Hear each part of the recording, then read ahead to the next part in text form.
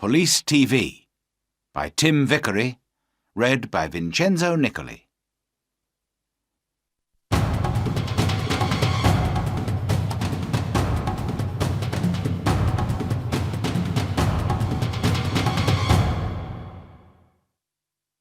Chapter 1. The Jogger. Dan and Sue are police officers in London. It is a Tuesday morning and Dan is angry. "What's the matter, Dan?" Sue asks. "Look at this," Dan says. "Every day someone steals money from people near the shops. We must stop this." "Yes, of course," Sue says. "But who is it?" "There is a jogger," Dan says. "Every day he runs near the shops. Sometimes he runs into people. Perhaps he steals the money." "OK," Sue says. "Let's go to the shops. Perhaps we can see this jogger." They sit upstairs in a window over the shops. Dan has a radio. They watch the people in the street. "Look," Sue says. "There's the jogger." The young man runs into an old woman and she falls down. The jogger puts his hand on the old woman's arm. "I'm sorry," he says. "Can I help you? Here's your bag." Then a young woman shouts at him. "Don't run here," she says. "It's dangerous. Go away." The young man runs away. Dan talks in his radio. "Quick, stop him. He's running up North Street." A police car stops the young man in North Street. "Are you okay now?" Sue asks the old woman. "Yes, thank you." "Where is that nice young woman? I can't see her now." "Have you got all your money?" Sue asks. The old woman looks in her bag. "No, I haven't. My money's in my purse. But my purse isn't here." "OK, Sue," Dan says. "Let's talk to the jogger." "Who are you?" Sue asks the young man. "My name's Peter Jones. Why? Who are you?" "We're police officers." "Why do you go running past the shops every day?" "Why not? I like running." "OK," Dan says. "Let's look for the money." "What money?" Peter Jones asks. "What are you talking about? I never take money with me when I run." Dan looks for the money, but he cannot find any. "Can I go now?" Peter Jones asks. "OK," Dan says angrily, "but don't come back." "Why not?" Peter asks angrily. "I live here. And I'm not doing anything wrong." He runs away. "What do we do now?" Sue asks. "Where is the old woman's money and her purse?" "I don't know," says Dan. "Somebody has it. But who?"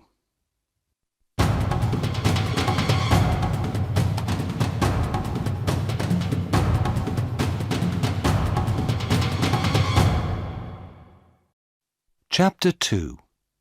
TV. Dan and Sue go back to the shops. "I don't understand," Dan says. "The jogger hasn't got the money, so we must look for someone different." "Look," Sue says. There's a TV camera over that shop door. Perhaps that can help us. They go into the shop and watch the video. Look, Sue says. There's the old woman. She's getting money from the bank and putting it into her purse. Now she's putting the purse into the bag. Stop the video there, says Dan. Now, look carefully. Is anybody watching her? There are a lot of people in the street, Sue says. I'm not sure. Is it that man with the long hair? Perhaps, says Dan. Let's go on. What happens next? They watch the video. The jogger runs into the old lady. He stops and helps her. She shouts at him and he runs away.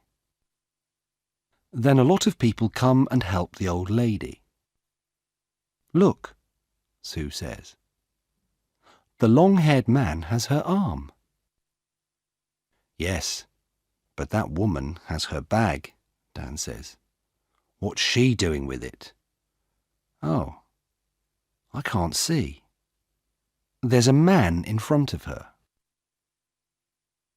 Listen, I have an idea, Dan says. You go to the bank tomorrow and take some money out. Why is that a good idea? Sue asks. Because we can watch you, Dan answers. Get a lot of money from the bank and let everybody in the street see it. Take a radio too, so you can talk to me. OK, Sue says. We can do that tomorrow morning then.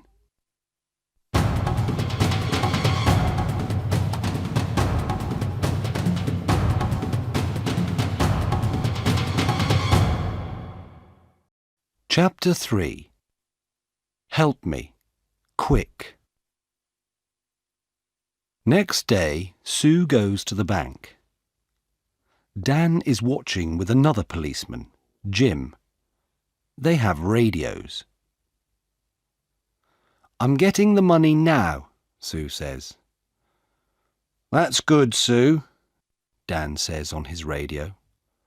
Now let everybody see it. Sue drops some money near her feet. People in the street look at her. Look, there's the man with the long hair, Jim says.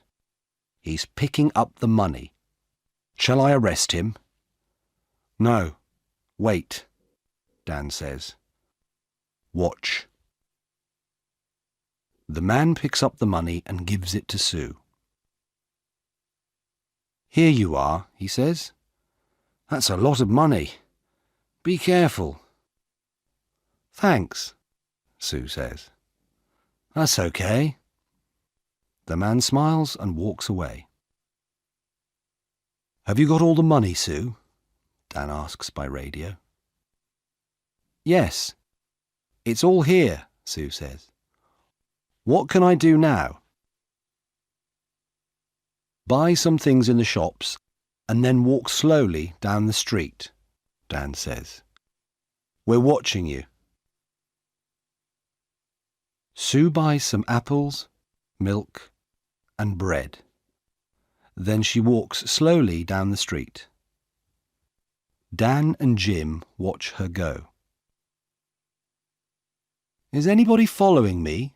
Sue asks. No, Dan says. There's a woman with a baby, that's all. Don't follow me, Sue says into the radio. Nobody must see you. I'm turning right into Smith Street. Now I'm turning left into Peg Lane.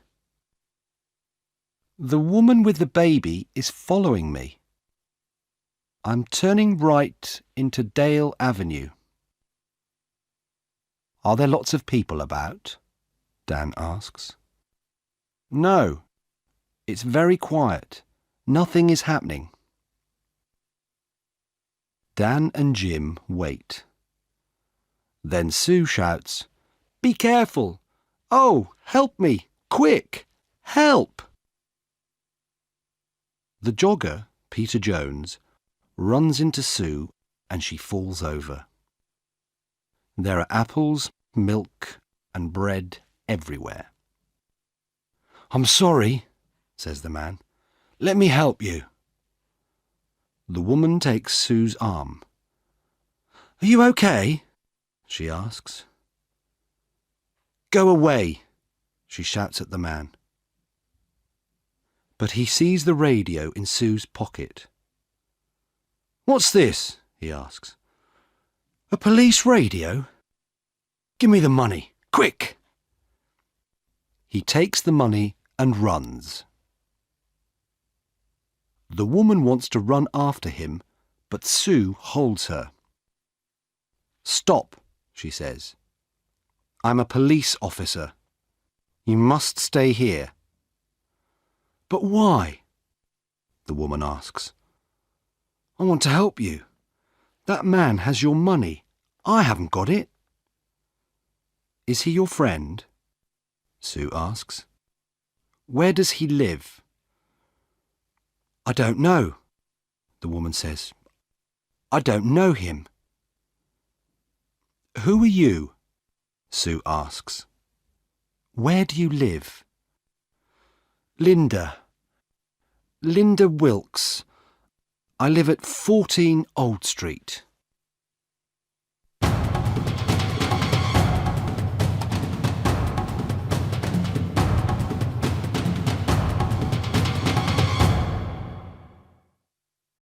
Chapter 4. Man with a Knife. Dan runs up to Sue. "Are you okay?" he asks. "Yes, I'm okay," she says. "Go on, Dan. Run." Sue calls a police car on her radio.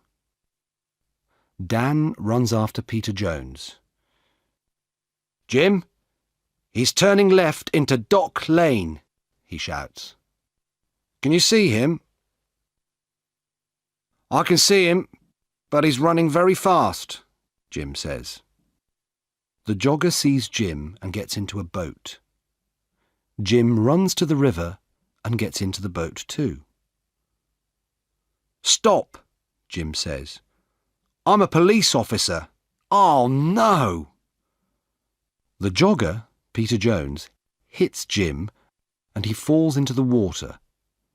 The boat goes across the river. Dan helps Jim out of the water. "He's going into a cafe," Dan says. "Come on, let's run to that bridge." They go across the bridge and run to the cafe. Jim goes behind the cafe and Dan goes in. "Is he in there?" Jim asks on his radio. "Yes," Dan answers. "Jim, he's coming out." "Stop," says Jim. "I'm a police officer."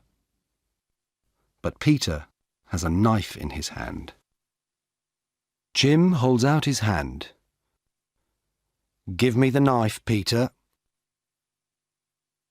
"Stay back," Peter says. "I can kill you with this."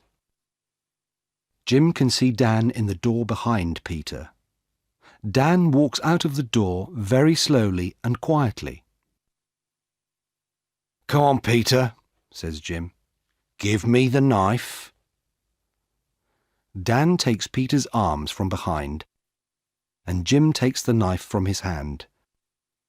Dan finds the money in Peter's trousers.